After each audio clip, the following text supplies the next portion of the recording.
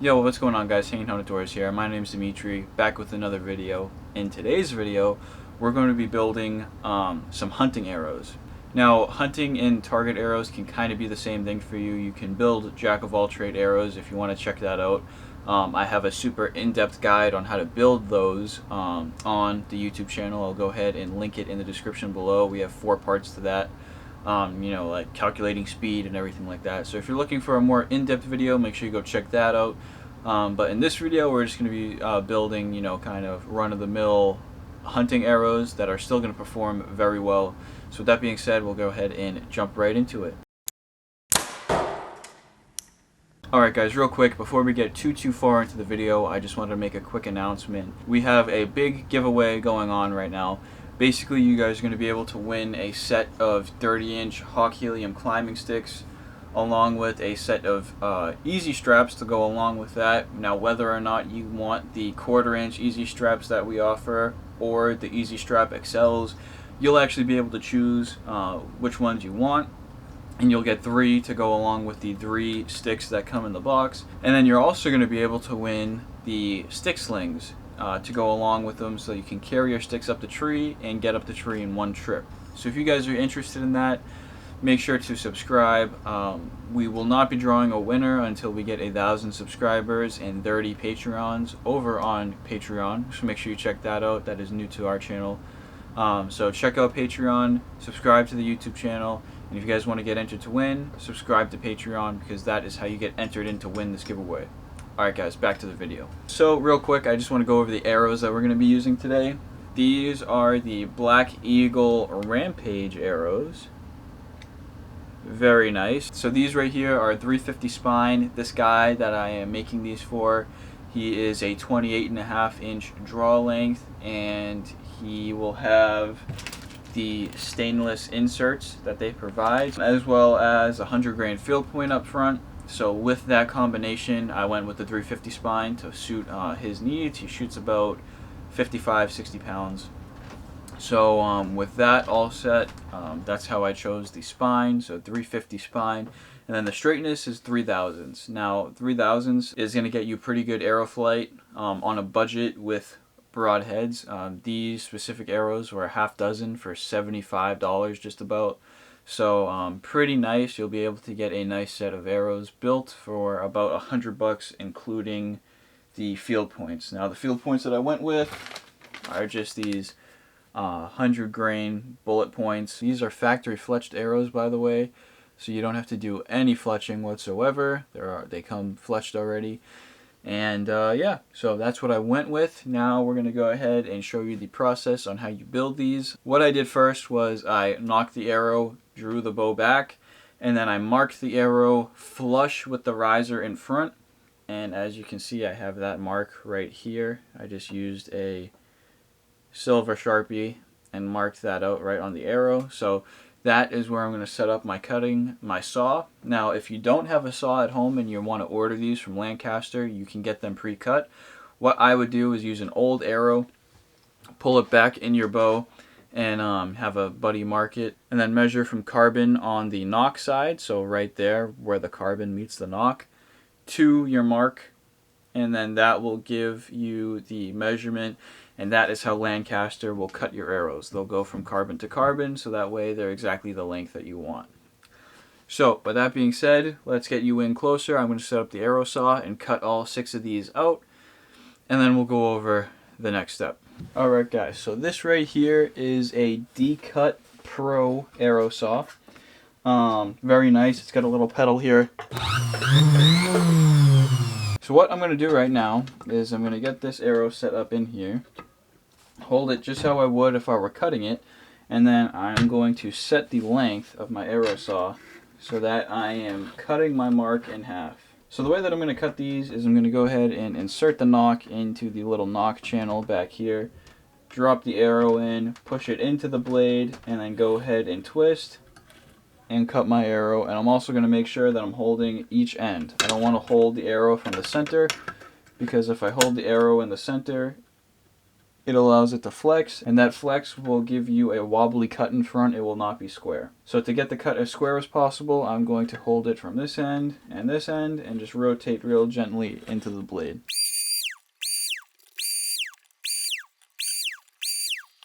So I went ahead and cut all my arrows, and as you can see, it is nice and square and flush. And now what I'm going to do is I'm going to yank all of the nocks out.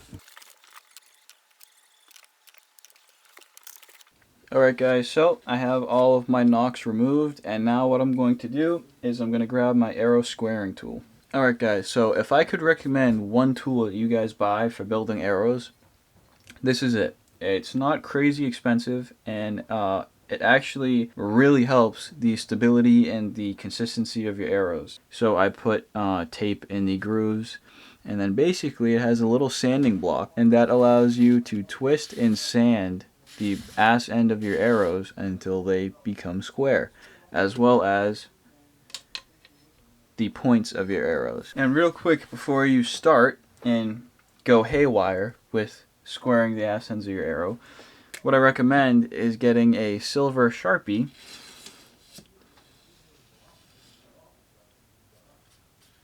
and go over the end of the arrow like so. And what that's going to allow you to do is sand the back of the arrow, and then when there's no Sharpie left, you know that you're square. Alright guys, so I have all my arrows squared, so I do not need this tool anymore. By the way, if you're wondering what this tool is, it is the G5 ASD Flip. G5 has another version of this that's kind of similar. I believe it's a little bit smaller. So they do have another version, but I don't believe that you can square them if you have veins on your arrows with that one. I believe that one, it has to be a bare shaft to square them.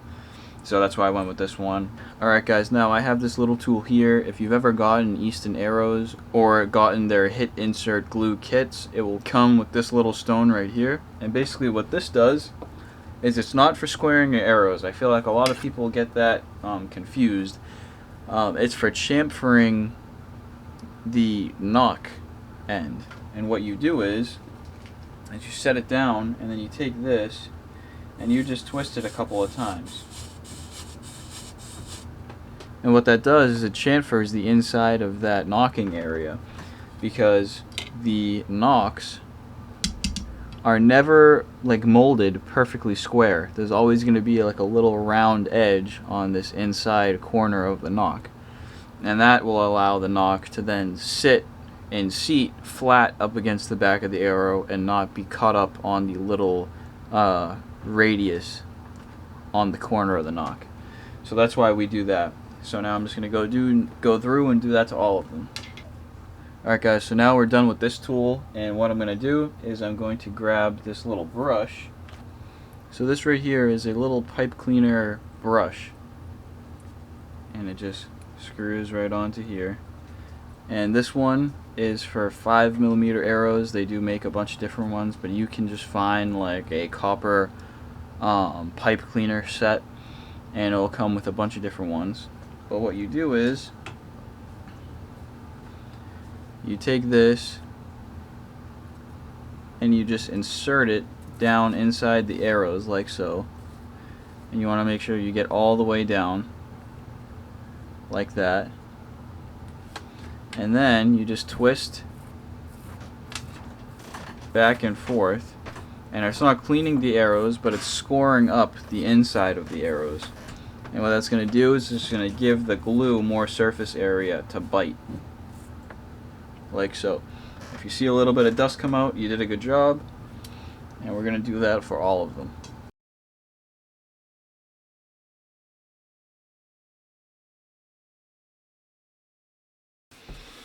And now we're going to move on to cleaning our arrows. Alright guys, so now for cleaning.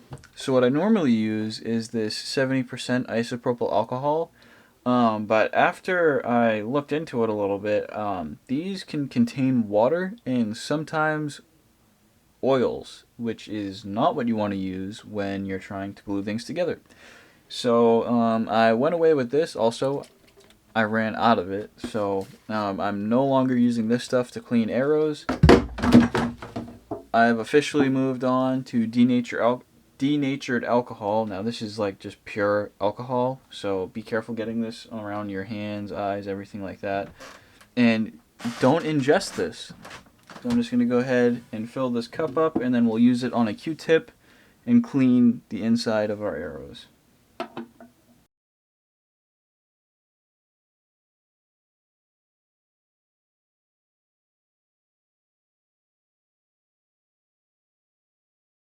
Alright guys, so I have all of my arrows done leaning up, knock side down, just so that they have a little bit of time for any residue or leftover alcohol rather.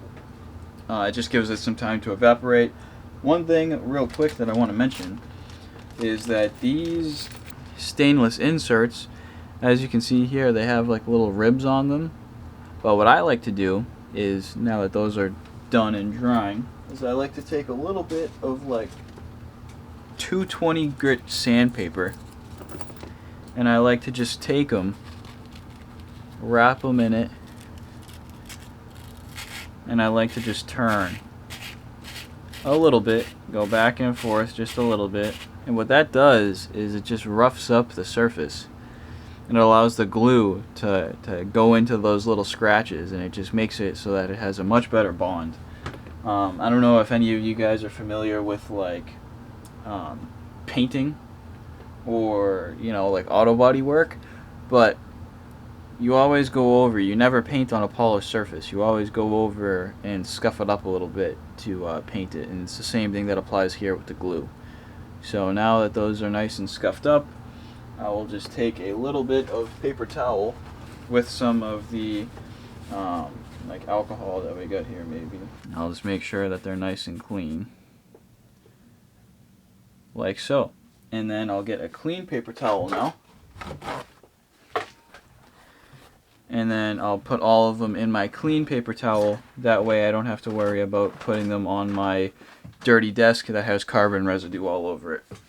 Alright guys, so I have the inserts all set up here, nice and clean. And so now what I'm going to do is I'm going to pop the nocks in. But real quick before I do that, I want to explain why I'm doing that. So these field points actually have a hole going through the center of them. I don't know if you can see that. But if they didn't and they were solid, I would keep my nocks out. And the reason being is that when the nocks are in and it's sealed, and I go ahead and push this in and there's no hole, it creates pressure inside of the arrow shaft. A little bit.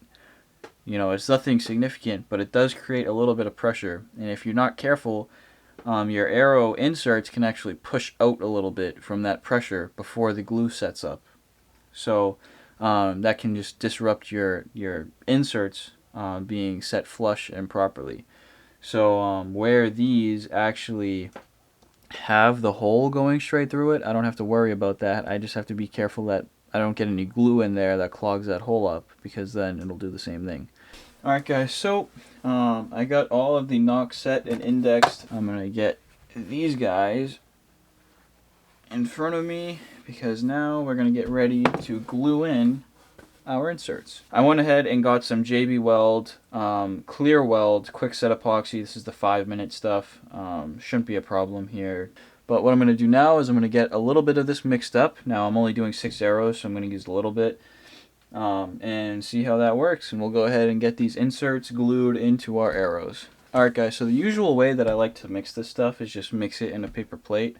But I don't have any on hand with me right now. So another way that I like to do it is if I have like a piece of cardboard or something. You can't mix epoxy on it because cardboard is porous and it will actually absorb the epoxy. So what I'm going to do is I'm just going to get some tape, because yes, this cutting board would work because it's not porous and the epoxy wouldn't absorb into it. But I don't want to destroy this cutting board. I want to be able to reuse it. So what I'm going to do is I'm just going to take some pieces of this tape and put it over it as like a surface to mix the glue on. And that way nothing gets too messy, and then when I'm done mixing the glue, I can just peel this tape off and everything will be good as new as far as this cutting board is concerned. So I'm just going to put a decent amount on my insert like so, and I'm going to avoid getting it into the hole. because I don't want to block that hole, remember? And then we just take it, try to get it in frame here, go ahead, insert it into the end of the arrow, and then I like to just twist the arrow around, getting it nice and in there. I'll come just almost up to the top. I'm going to cut the end off of a Q-tip. And then what I like to do is just run the Q-tip around the outside and try to get as much of the excess glue as I can off. And as you can see, I put way too much glue on this insert. And then I'll just go ahead and make sure that it's all the way seated afterwards. And I just clean up the excess.